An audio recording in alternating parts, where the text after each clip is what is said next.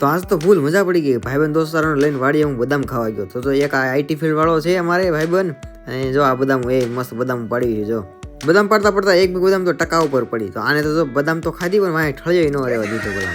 પછી અમે તને નક્કી કર્યું હાલો આજ તો પાણીપુરી વાળી થઈ જાય ભાઈ. આજ તો આજે મફતની પાણીપુરી અમે ખાઈ નાખી. પછી અમે ત્રણે ભાઈબંધને મંદિરે જવાનું નક્કી કર્યું. તો મંદિર જવાનું નાળિયેર તો લેવું પડશે ને. એકબીજાને પૂછે જ પાછું, એક તો છે એક જણાને ખબર પડે નહીં નાળિયેરમાં, બીજાને પૂછે છે કે આમાંય પાણી નથી. પછી મંદિર તો લગભગ 3.5 કિલોમીટર દૂર હતો, તો અમે ત્રણે ભાઈબંધ એક ગાડી પર બેહીને ખસકાયા. પછી જેવા મંદિરે પહોંચતા એક ભાઈબંધ અમારો ઓલરેડી ત્યાં હતો જ તે ભાઈ. તો ભાઈ આજે સાંજે અમારે વાળુમાં છે વાલોળનું શાક છે. વાલોળનું શાક તો મારું favourite, this is my favourite સબ્જી ભાઈ. આ તો ભાઈ મજા આવે એવું શાક છે. તો પછી ભૂખ બહુ લાગી હતી, તો મમ્મી કે જલ્દી ફોલાય તો જલ્દી શાક બનાવીને ખવડાવી દઉં તને.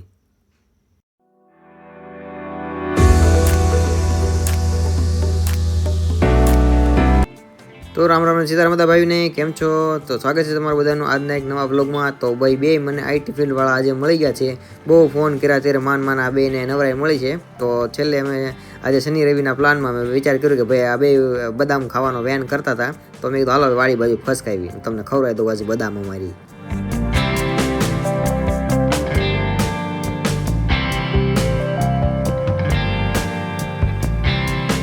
તો પછી અમે વાડીની નજીક પહોંચવાયા. તો વાડીની નજીક જોયું તો અમારા ખેતરમાં બે બાજુ કપાસ છે ને બહુ નુકસાની વાળું છે. આ વખતે કન્ટિન્યુ 7 દિવસ વરસાદ પડવાને કારણે અમારે બહુ નુકસાન થયું છે આ વખતે.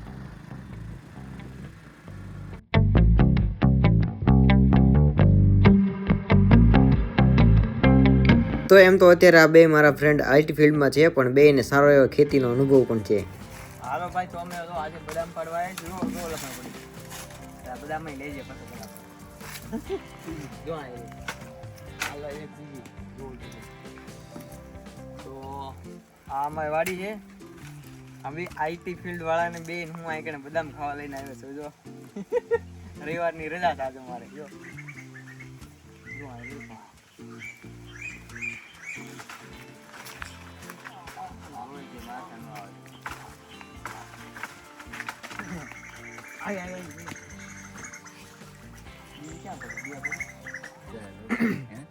તો ભાઈ જો બદામ ખાવાનું ચાલુ કર્યું છે. આલે બદામ ભેગી કરી અમે. જો હા જો અમારા આઈટી ફિલ્ડના બે આયા છે યોદ્ધાઓ.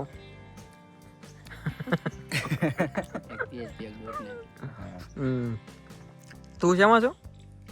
.net. હા વર્ડપ્રેસ.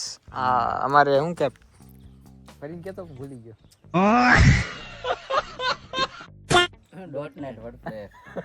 .net અને વર્ડપ્રેસ ના કારીગર અહીં બેઠા છે.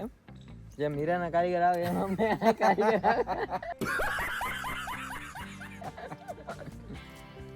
બદામ ખાવી છે. પછી મેં એને કીધું કે બદામનો ઠળિયો તું ભાંગીશ એટલે એમાંથી મસ્તીનું બદામ નીકળશે અંદરથી. તો એક વખત કીધું તો એને બધા ઠળિયા ભાંગીને ખાઈ ગયો ભાઈ. કે ભાઈ આમાં તો બહુ મજા આવી ગઈ ભલામણા. તો આ અમારી વાડી છે. તો ચીકુ બીકુ ઓ હે બહુ આયા છે હો ચીકુ. આમ તો જો આ એક ભેં અહીંયા છે, એક અહીંયા છે ને એક ગાય જો ઓલી બાજુ રહી, અને એનું બદુડું નાનું થયું જો કોમ્પ્લિમેન્ટરી. આ બદુડું છે જો. વાહ ભાઈ વાહ. આ છે અમારી વાડી. જો આ રીતની છે. જો ખરેખર મજા તો બાકી અહીંયા જ છે. બાકી જો એક અહીંયા છે અમારે જો ભાઈબંધ બેઠો. જો એક આ ને એક આ. હાલો હવે જઈ ગામમાં. કઈ બતાવું પાણીપુરી. હા ને પાણીપુરીનું વેન કર્યું છે. કેમ કે જવું છે પાણીપુરી. તો હવે આ પાણીપુરીનું વેન કર્યું. પાણીપુરી ખાવા જવું તમારે. ચાલો સીધા ગામમાં આવે પાણીપુરી.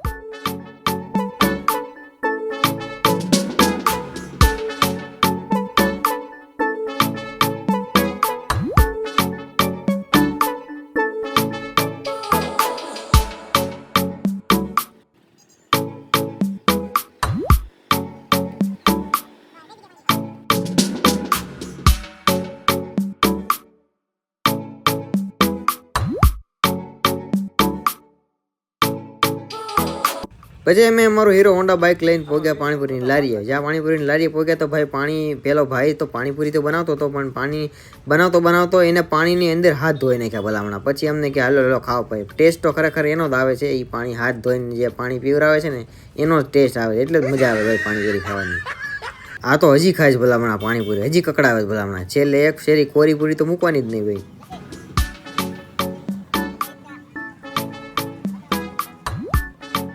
પછી એક ભાઈ બન કે લગ્ન થઈ ગયા પછી મારું શરીર ઘટી ગયું છે, હવે મારે બેલ્ટ પહેરવો પડશે. મેં કીધું ભાઈ કેમ હું થયું? કે બળતરામાં બીજું તો હું.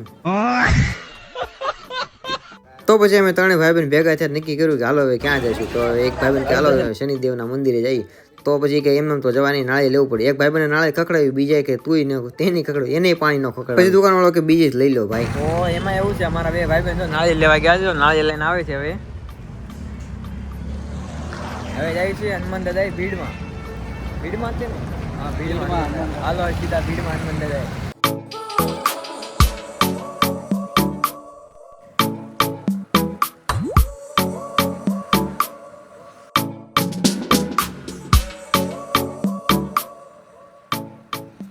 તો પછી લગભગ 2-3 કિલોમીટર અમે ગાડીનું અંતર કાપીને પછી અમે પહોંચ્યા શનિદેવના મંદિરે. તો ભાઈ તમે ગરડા બોટા રોડે તો તમે નીકળતા હોય તો આ સ્થળનું વિઝિટ કરવાનું ભૂલતા નહીં, કારણ કે બહુ મસ્ત જગ્યા છે હનુમાન દાદાની.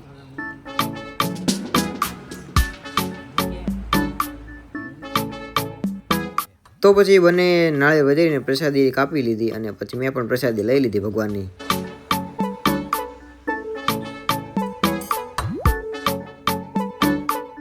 તો અત્યારે હાલના પૂજારી અહીંયા બેઠા છે, જો તમે તમે અહીંયા આવો તો એને પણ મળી લેજો. અમે અત્યારે આવ્યા છીએ સાત હનુમાન બીડનું કહેવાય છે. બીડમાં જ છે ને આપણે? કાં બીડનું સાત હનુમાન કહેવાય? કયું કહેવાય? દુદાપીર બીડ. અહીંયા જો ગૌશાળા છે, બહુ મસ્ત છે. આમ જો વાહ કેવી મસ્ત ગાય માતાનું છે અહીંયા કને, મસ્ત જો.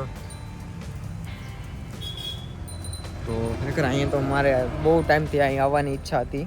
ફાઇનલી આજે જો હનુમાન બાપાની દયાથી આવી ગયા છે. જો આ બધી ગીર ગાય કહેવાય, કઈ ગાય કહેવાય ખબર નહીં હવે.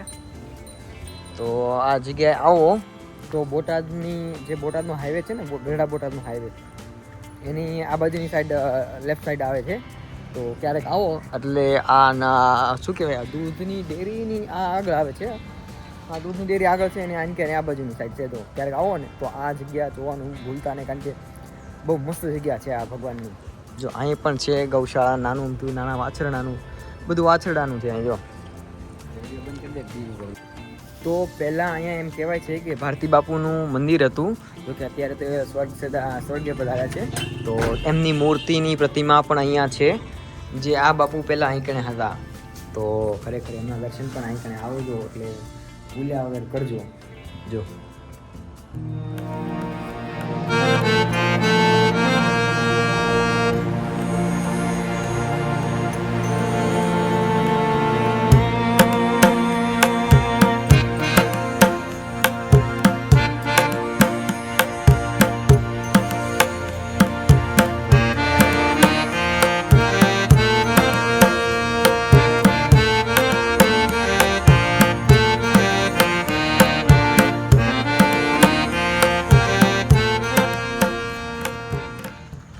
મસ્ત જગ્યા છે ખરેખર.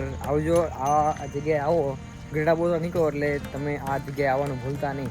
હું તો ઘણા વર્ષો પછી આવું છું, એટલે મને તો ખરેખર અહીં બહુ મજા આવી. જો મસ્ત પક્ષીઓનો અવાજ. પહેલાં તો એટલું બધું સારું નહોતું અહીંયા, પણ અત્યારે તો જો ગાર્ડન એવું બધું બનાવી નાખ્યું છે. ગાર્ડન જો અહીંનું, તો અંદર ખબર નહીં અંદર જવા દેતા હોય કે નહીં જવા દેતા હોય. બહુ મસ્ત ગાર્ડન કરી નાખ્યો છે. અરે વાહ, ખરેખર અહીંથી આઈ થિંક પ્રી વેડિંગનું શૂટ કરવું હોય તો અહીંયા જ રહે હોય ને. કેવું મસ્ત જગ્યા છે. જો અહીંથી મસ્ત એન્ટ્રી થાય છે.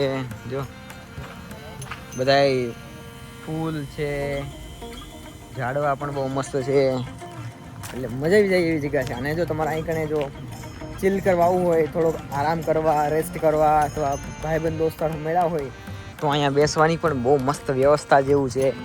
અહીં કણે તમે બેસીને મસ્ત તમે ખાઈ શકો, પી શકો, નાસ્તા પાણી કરી શકો, બધું. અહીં કણે કોઈ પણ જાતની કોઈ રિસ્ટ્રિક્શન નથી, એટલે કોઈ તમને કાંઈ કહેવાવાળું નથી. કારણ કે અહીંના બાપુ છે ને, અત્યારે અમે એમને મળ્યા, એમને કીધું કે તમારે અહીં કણે કોઈ રિસ્ટ્રિક્શન નથી, બધું ભગવાન ભરોસે ચાલે છે અહીં કણે.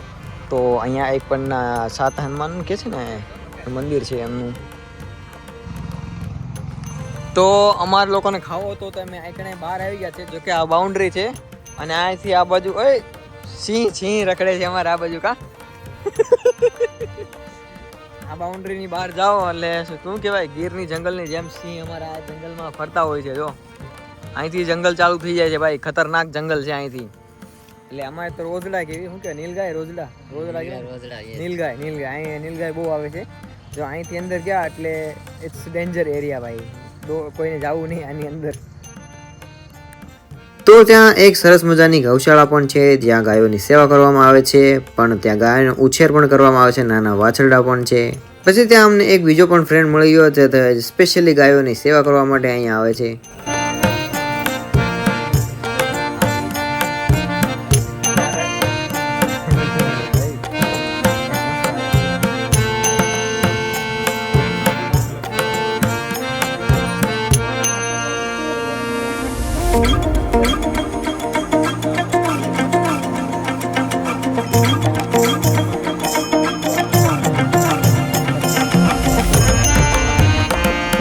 પછી ધીમે ધીમે સૂર્યાસ્ત થવા માટે આવી ગયો હતો અને થોડું થોડું અંધારું પણ થઈ ગયું હતું. તો પછી મેં કીધું હાલો હવે ખસકાવી અહીંથી, પછી અંધારું થાય પહેલાં.